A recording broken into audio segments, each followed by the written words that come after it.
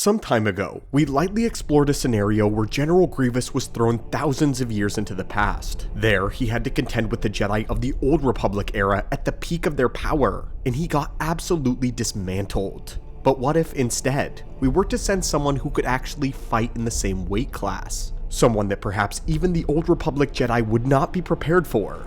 What if Darth Vader were sent back to the age of the Great Galactic War? Greetings again, lore junkies, and welcome back to the archives. If this is your first time in the archives, crush that subscribe button for more forbidden Jedi and Sith lore. And if you have any similar ideas to this one that you would like to see us explore in detail, then comment down below. But now, the holocron opens, and Vader enters a new age. Just as last time, this is not necessarily a what-if fanfiction. We're not going to focus too intensely on a narrative. The how and why Vader is sent into the past is less of importance than what actually happens when he gets there. Perhaps Vader touches a powerful Sith relic that Palpatine sent him to procure, or perhaps he is on an experimental Imperial ship that gets sabotaged by the Rebellion, causing a hyperspace incident. Either way, we are going to be examining Darth Vader at his arguable peak, around the year 3 BBY. The reason we honed in on 3 BBY is this is when the Force Unleashed takes place, and because the Old Republic is a high-scale setting, we will be attributing Vader's Force Unleashed feats here. This is also the time when Vader has reached maturity in his life as a Sith Lord. He's no longer volatile and explosive, but cold and more machine than man. The dark side within him is raging, an icy storm. His wrath manifests as unyielding cruelty.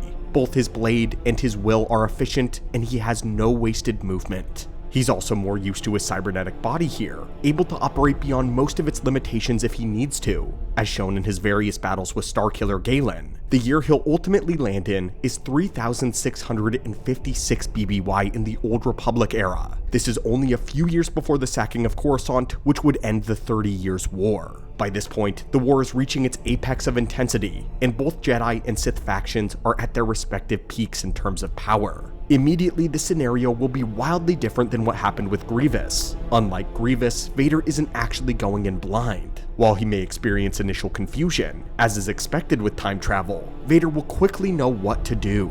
You see, as a Jedi, he would have studied this era extensively. In fact, the armor that Anakin Skywalker wore during the Clone Wars was Old Republic Jedi armor that he had taken from storage. While it's unlikely that it was armor from this specific era, he would have at least been vaguely familiar with the history via the Jedi curriculum. But on top of this, Lord Vader himself studied things from the Sith's angle from reading the field journal of none other than Darth Malgus. Palpatine had given him those surviving pages as a way to gain inspiration, and from that journal, Vader gained insight on soldiers, Sith warriors, war droids, starfighters, and even the battle tactics of the Sith Empire. But what will actually end up serving him best is Malgus's writing about the Sith themselves. Vader will be keenly aware of the hyper-politicized state of the Dark Lords, and how they're not afraid to sabotage their own if it means advancing their own individual agendas. Vader may even begin his journey by seeking out Malgus himself. In his writings, Vader found mentions of Malgus's lover, Elena, and although he searched more, Vader could not discover her fate, leaving it a mystery. We believe this is one of the questions that Vader would want to answer first. How did Malgus reconcile love with the dark side? Asking these questions would not put Vader in danger. After all, Elena was not exactly a secret that Malgus kept. He had enough power to ward off any Sith that would dare to use her against him. But the first meeting between Malgus and Vader would be absolutely electric. Those two are shockingly similar in build as well as philosophy. They loosely wield the same combat form, have difficulty with the breathing mask, believe in solving all problems with the lightsaber, and are insanely powerful. However, they do have their differences. Malgus was fond of the use of spies and infiltrators, while Lord Vader openly said that he didn't respect the use of such items and tools. Vader now also believed that love was a weakness, yet he was still curious about what happened to Malgus's love. Approaching Malgus about his lover would definitely set the Sith Lord on edge, but with conversation, the two would find that they saw eye to eye.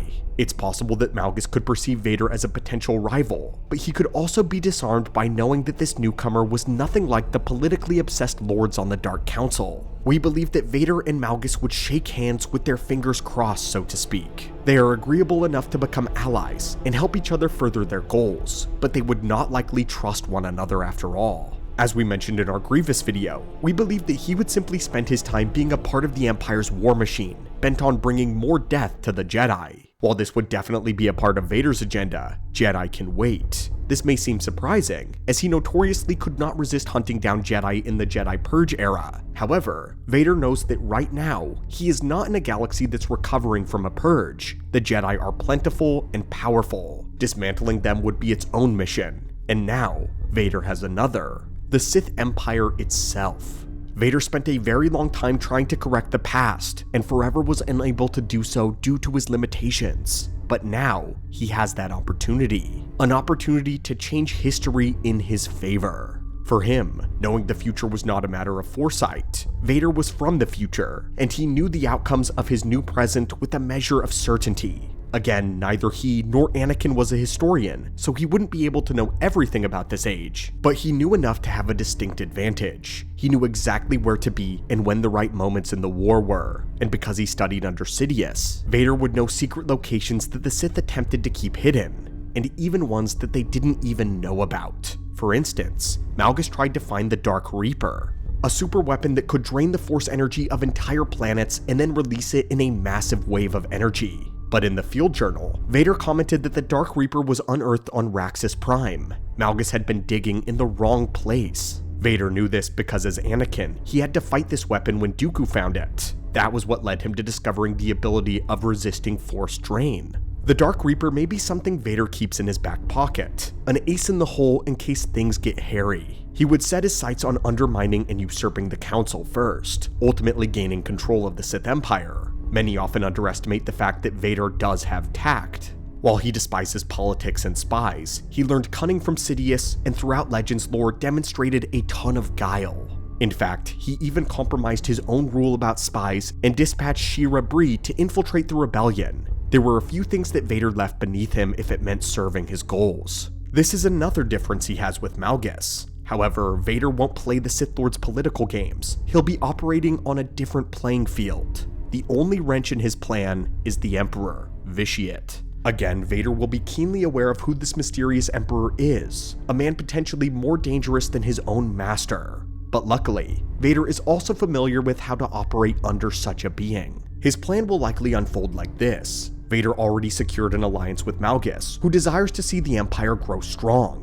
With his help, Vader can be presented to the Sith Empire without much suspicion. For the time being, he would be presented as Malgus's new apprentice. This is a plan that Malgus would of course devise, and while Vader isn't really happy about it, he would humble himself for the time being. He was used to taking orders, and this time, he had a way out. No records of him exist in the Imperial database, so Vader would need Malgus to create a file so that he could escape suspicion. We believe that Vader would operate under the sphere of military offense. This would give him an opportunity to see what it was like on the front lines of this war. Along the way, he accomplishes a few goals at once. He gains prestige in the Empire, he earns the faith of the Dark Council, and he gets to kill Jedi. This is where things get really interesting though. Vader may not know the outcome of every battle, but he was a former Jedi. He knows how they think. He would execute Jedi and conquer planets with ruthless efficiency, unseen by the Sith of even this great era. And when the Old Republic Jedi met him on the battlefield,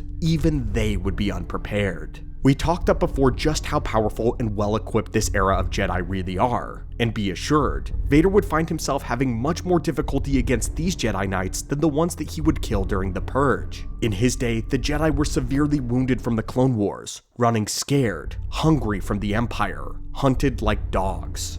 But now he has come upon an era where the Jedi are wolves. The Jedi are not afraid of him, at least not at first. The Sith were always showing up with some crazy new technological weapon or a monster of the week. The Jedi Knights would likely see Vader just as that, until they got a taste of his true power. Jedi Guardians of the Old Republic were machines of combat. They grew stronger the longer they fought. Unlike Sith who grow in rage, the Guardians sank into a sort of flow state. The more intense they were on the outside, the calmer the storm was on the inside. They were experts in lightsaber techniques and combat, having regularly tested themselves against Sith warriors on the open field. But Vader is simply put on another level. In the Imperial era, Vader sharpened his blade to exclusively cut Jedi flesh. With the power and heavy strikes of Gemso as his base, Vader augmented it into a two-handed Makashi style. Taking inspiration from Dooku, his footwork became more measured and balanced between offense and defense. He never moved his blade a millimeter more than was necessary. Every movement had a purpose, and Vader completely dismissed the fancy flourishes and wasted movement of his youth. The Dark Lord added to this with sequences from Surisu that he learned from Obi-Wan in order to protect his vulnerable areas, including his chest plate. He continued to pile one more aspect from every one of the 7 lightsaber forms until Vader constructed an unstoppable style unique only to him. I don't believe that even Ven Zalo, Malgus' most respected rival, could overcome Lord Vader. The Jedi of the Old Republic are no joke, but all of them would be at Vader's mercy on the battlefield, because finally, at long last, Darth Vader is in his element in this war. Throughout his time in the Empire, he longed for the front lines of open combat. He wished he could face Jedi in a scenario exactly like this. In a way, Vader would be enjoying himself, and it would reignite the fire within him. He would perform on the same level as Malgus, but he'd be even more dangerous since the Jedi would never see him coming. They do not know who he is, but he seems to know everything about them. Vader would make excellent use of the military provided by the Sith Empire. The Imperial troopers were far more advanced and more competent than the stormtroopers. Not to mention, Vader would be pleased that all of the officers knew their place around Sith. Underlings only. They were all terrified of him, so there would be very few times that he would need to kill someone to make others obey. He would likely only be punishing failure as he did in the Empire of his day, quickly earning him a terrifying reputation. As Vader earns prestige, he would gain notoriety within the Dark Council itself. It would not be long before we believe he would be summoned to the sphere of biotech science. The head, Darth Acheron, has taken notice of Vader's suit. He acknowledges the man's power, but he can see that he has limits. Acheron was obsessed with cybernetics, as many Sith of this era actually were. Vader may notice that many of them willingly modified themselves with technology. He is in good company, and Darth Acheron would likely offer to even upgrade his suit. Unlike most scenarios where Vader gets upgraded, this one is a little bit different though. Vader's cybernetics were considered outdated and of poor quality in his era. But in this day of the Old Republic, his cybernetics would technically be considerably more advanced. This means that he wouldn't get a new suit. However, using the Empire's biotech sciences with their widespread Sith alchemy means that Vader's suit could get an efficiency adjustment. With these alchemical magical modifications, Vader would not be so limited or vulnerable. He would have a wide range of motion and would be able to conjure force lightning if he ever pleased. He's only able to do this now since he's surrounded by Sith scientists who are under Palpatine's thumb. It's even possible that there are rituals or artifacts that could have even reversed some of the tissue damage done to his body. He would not be perfect, but the Sith of this era had access to powers of dark healing. This means that a good portion of Vader's potential very well could return to him. And once this happens, the Dark Lords of the Council would realize far too late how much of a threat Vader actually is. They may try to hamper his efforts or even sabotage him on the field, the same way that they did to Malgus. But not only is Vader extremely resilient, but he's also expecting it. Vader is a Sith of the Rule of Two lineage. He has made preparations in case they delay or cut off his supply lines. He continues to gain prestige through conquest, and probably acquires a loyal base of followers who worship his power. Only now is he able to challenge the Dark Council. To save time though, we won't go into how he's able to work his way through each and every member, but undoubtedly we believe that he would challenge them in secret, destroying each member of the council one by one in duels or through subterfuge. It was against Imperial law for one Sith Lord to kill another, so he had to still avoid authorities. Vader wasn't strong enough to go on a one-man army rampage, not yet, but he still had a loyal following, and still perhaps even the help of Malgus, though Malgus may stop seeing him as an ally and more as a threat by this point. We do not believe in this era there are any members on the Dark Council that could resist an upgraded Vader, besides two perhaps, Darth Jadis and Darth Mar. Both were among the strongest Sith Lords of their day, and both were much more intelligent than the average Dark Lord on the Council. They stayed out of the political squabbling of their peers. They flexed their power in ways that kept them unchallenged. Darth Mar has never been removed from his seat on the Dark Council, and Mar has remained totally undefeated at the blade. He is the head of the sphere of Imperial defense. He monitors possible threats to Homeland security, and by this point, he's had Vader pinned as one of them for a great while. Darth Jadis is stated to be second in power only to Emperor Vitiate himself. As the head of the Sphere of Intelligence, he has full access to the Empire's spy network. He will be quite well informed on Vader's movements and his intentions before anyone else is even alerted. Both of these Sith Lords are highly capable, close to maybe even Palpatine's power, and neither one will be likely to negotiate with Vader. But even if they were, Vader has no more need for allies. They are merely obstacles in his path now. Those two are the least of the Dark Lord's problems, however, having gained so much power and prestige and likely having already rid himself of the Dark Council members. Vader has finally earned the attention of the Emperor, and with how ambitious he's being, it's not likely that he'll have the support of Malgus for much longer. Remember, we set this just before the sacking of Coruscant. Malgus is frustrated with the way the Empire is being run. However, he's not yet been given reason to strike off and start his own empire yet. He's still currently loyal to the one that he serves. Vader may be alone against 4 of history's most cataclysmic Sith. This may be an impossible situation. However, Vader still has a single card up his sleeve: knowledge of the future. Knowledge of Vitiate. He's aware of the extent of the Emperor's madness, how he wants to consume all life in the universe and possess the Force itself. The Dark Council was already wary of their Emperor, and in fact, Vader would know that soon, that Jadis would be staging a coup against Vitiate.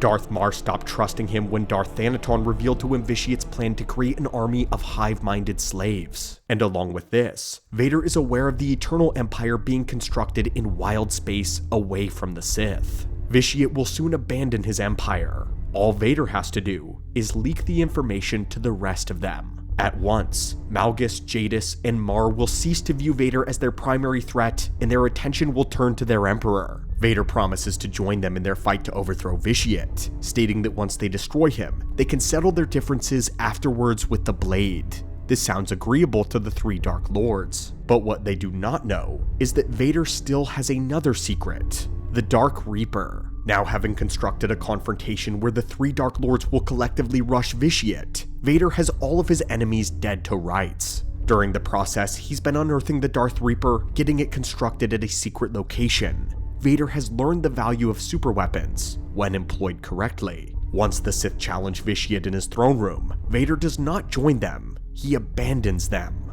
We believe Malgus writes him off as a coward. Jadis may think that this was an elaborate ruse, and he's been working with Vitiate the whole time. But we believe Darth Mar is likely the one who realizes that they've all been played first. The Dark Reaper is activated, and the Sith are powerless to save themselves. The Dark Reaper begins to harvest their Force energy. Vitiate is the only one who we believe will save himself. Using essence transfer, Vitiate simply rejoins his Valkorian body to prepare the Eternal Empire for battle against Vader. At this point, a new galactic stage is set. The Dark Council is no more. The Empire belongs to Vader. And from here, it's anyone's guess what happens next. Now, it's Vader's regime versus the Eternal Empire. And with the Dark Reaper, Vader has the potential to start wiping out Jedi by the thousands. This is but one of many outcomes if Vader were to be transferred directly back to the Old Republic era with all of the knowledge that he possesses as a rule of 2 Sith of the Bainite lineage. Needless to say, we believe that Vader does exceptionally well. Using his strength, cunning, and foreknowledge of history, we believe that he dominates in any era, frankly. There is a reality where Vader becomes immortal, maybe even changes history forever to give himself everything he desires. It's worth addressing one important truth about the eras themselves. The Jedi of the Clone Wars were, on the whole, weaker than the Jedi of the Old Republic. Not because they lacked talent, but because they lacked experience. The Old Republic Jedi were battle-hardened. They were raised in an age where Sith and Darkside warriors were not myth or extinct ideologies, but constant living threats. They fought Force users who were trained, ruthless, actively trying to kill them with lightsabers and using the dark side. By comparison, the Clone Wars era Jedi had grown accustomed to peace, bureaucracy, and leading armies against droids rather than dueling true Sith. And while it's true that Vader utterly dominated the Clone Wars Jedi, and later in the Purge, his power cannot be dismissed merely as preying on a diminished order. Darth Vader is not General Grievous. He does not rely on tricks, overwhelming speed, or fear and intimidation alone. He is the epitome of a refined Sith warrior. Calculated, relentless, technically precise, He is the Dark Chosen One in the truest sense, and regardless of the era that he's placed in, whether surrounded by weaker Jedi or battle-tested legends of the Old Republic, Darth Vader remains a legitimate existential threat. In any age, in any war, Darth Vader stands as a contender for one of the most powerful and terrifying beings in the galaxy. But what do you think, my friend? Do you think we went too far? And if so, do you think that Vader would be given an opportunity in this age? Would he struggle more against the Dark Council than we surmised? We would love to hear your thoughts on this in the comments down below. And what character would you like to see transported to the Old Republic next? As always, thank you so much for joining us in the archives here today, and may the Force be with you.